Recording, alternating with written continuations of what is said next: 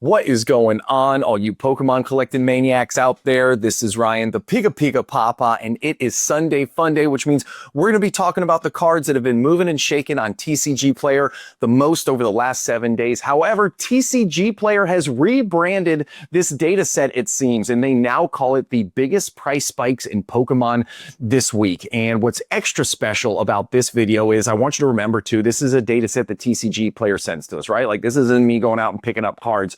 But in the data set that they've sent to us, every single card that we're going to be talking about today, we have talked about on this channel specifically over the last 6 to 7 weeks. And what's going to be really fun is looking at the why. Why were we talking about these cards 6 or 7 weeks ago? Why did we believe that these cards had the opportunity for significant price appreciation? We're going to be talking about the patterns that we saw back then. I'm going to show you the exact slides from all of those videos that we did. And we're going to say, hey, listen, this is what led us to the conclusion that out of this big, huge, awesome Pokemon world that we live in, why these were some of the specific cards that we thought had the opportunity for some price growth. And we're going to see that today. And listen, the point of this video isn't to be, hey, we were right, or hey, look at all these wonderful predictions we made, because to be honest with you, some of these were shooting fish in a barrel. Like, these were pretty easy calls to make. But the thing I want you to take away from this is the pattern recognition, because we have seen these patterns exhibit themselves multiple times over the last couple years. And for me, I don't have a crystal ball. I don't know what's going to happen in the future. But when I think about the state of the Pokemon market, if I'm being completely transparent, like,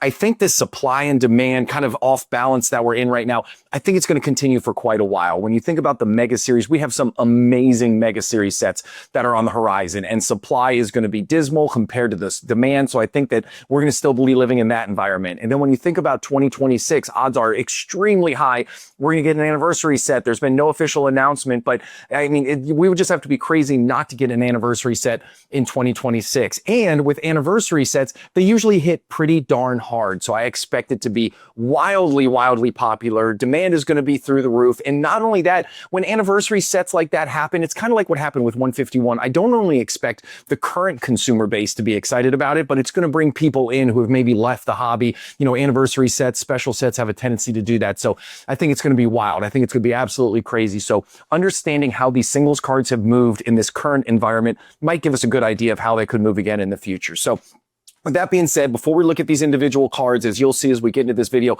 we do a ton of work behind the scenes here at the Pika Papa channel. We are always trying our best to bring you the very best data and pattern recognition out there in the hobby. And if you find value in it, and if you have fun along the way and you enjoy the content, hit the subscribe button or give us a thumbs up. Those two small things are the very best way to say thank you for all the work that we do. And I can't tell you how much it means to me. So with that out of the way, let's start looking at some of these cards. Now, the very first card we're going to talk about here is a card I've been a huge fan of forever, and it checks the 3 major boxes that I am looking for no matter what type of market cycle we're in. It's got a big name Pokemon in Mew. It has amazing alt work. This alt art is absolutely fire, and it comes from one of the biggest sets in the Sword and Shield era in Fusion Strike. So those 3 things alone, irregardless of the price pattern that it's working through, no matter what's going on, like, those 3 things alone are enough for me to believe that this card, no matter what price point it's at currently, is going to do really well in the long run. However, the price point coupled with all of that is what made us highlight this in the video. In the video series that we did where we featured this one, we were looking at cards from the Sword and Shield era in kind of that $30 to $70 range, right?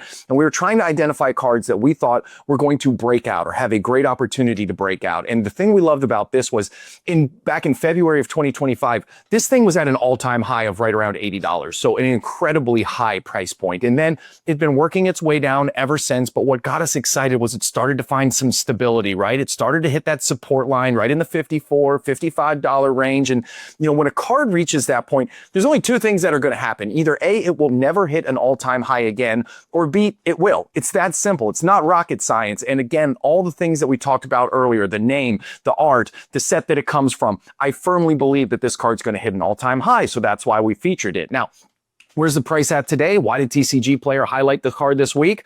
Well, it's because it has spiked significantly in price.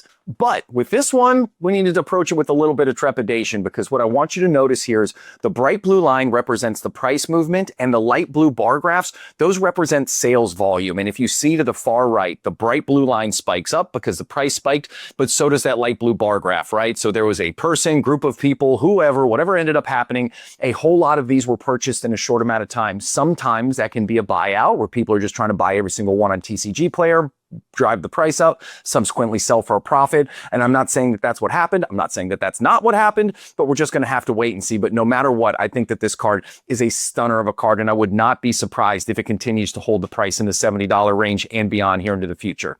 Now, the next card that we talked about, now this was a different video series where we weren't looking at the middle. We were looking at some of the more expensive, some of the chase cards, if you will, from the Sword and Shield era, and cards that we felt, again, had a really strong opportunity for price appreciation. So exactly the same three things from the first card, right? You got Mew, huge name, you got amazing artwork on this, and then it's coming from Fusion Strike, which behind Evolving Skies is the #2 set in the Sword and Shield era. Can't go wrong with any of that. Now, this is a one-year price graph, and the thing that I called out here was, again, really high, all-time high price back at $220 back in February. And then again, it's hit that support line, and it really held it from May all the way until we launched this video. It was all the way sitting there steady Eddie at $135. So where has it gone now? It hasn't seen what I would consider a huge price spike since that moment. It is actually sitting at $141. So it is only up $6 versus where it was when we highlighted this last time. And if you think about that, 6 on $135 from a percentage standpoint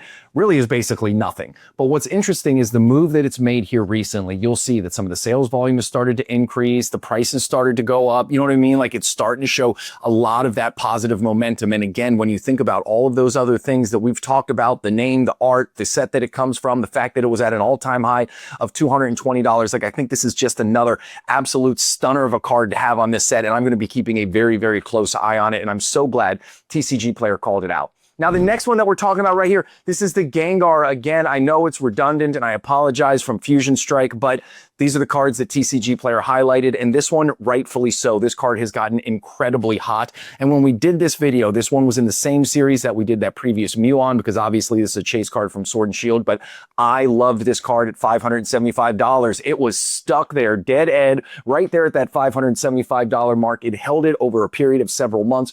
We all know that this card is going to be huge for the long run, so to me, that was just a fantastic buying opportunity. And look where it's at right now. Over this short period of time, it is all the way up to $630 now. Again, the thing I keep emphasizing is those support lines are so incredibly important to kind of latch onto. We never know where will happen after that. Like, is it going to spike in a week, 3 weeks, 3 months? Who knows? But the support lines are really, really good indicators that they've kind of reached that equilibrium in supply and demand. And a lot of times that leads to something like this where you see the price spike up.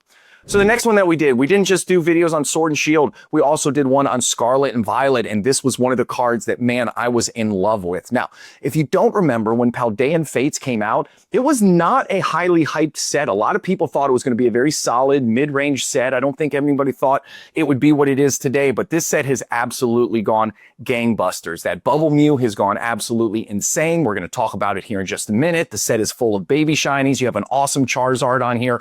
And when we did this video, we really highlighted these chase cards in Scarlet and Violet that had breakout potential. And just like you've seen in all the other ones, this is what we talked about. We talked about that all-time high. We talked about the downward trajectory. We talked about how it's finally starting to hit some support at that $170 mark. Just an absolute stunner of a card from a huge set. Those Pokemon Center exclusive ETBs are going for a ridiculous amount of money. And now where are we sitting at today?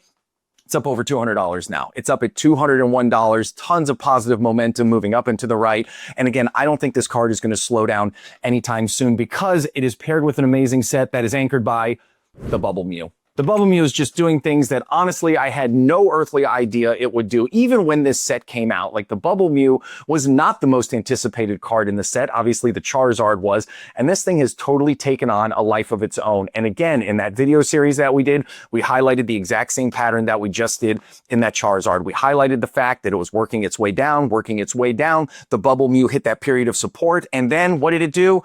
It went ahead and it broke out. And remember, a lot of the other Scarlet and Violet cards hadn't gone through this pattern yet. So we were using this as an example, as kind of the very first one from the Scarlet and Violet era to do this. Now, I will be completely transparent. When we did this video and it was all the way up at $400, nipping at the heels of an all-time high again, I never in a million years expected it to do what has happened afterwards, which is, look at this, it's all the way up at $655 now. That just is an eye-watering number, incredible growth over such a crazy amount of time.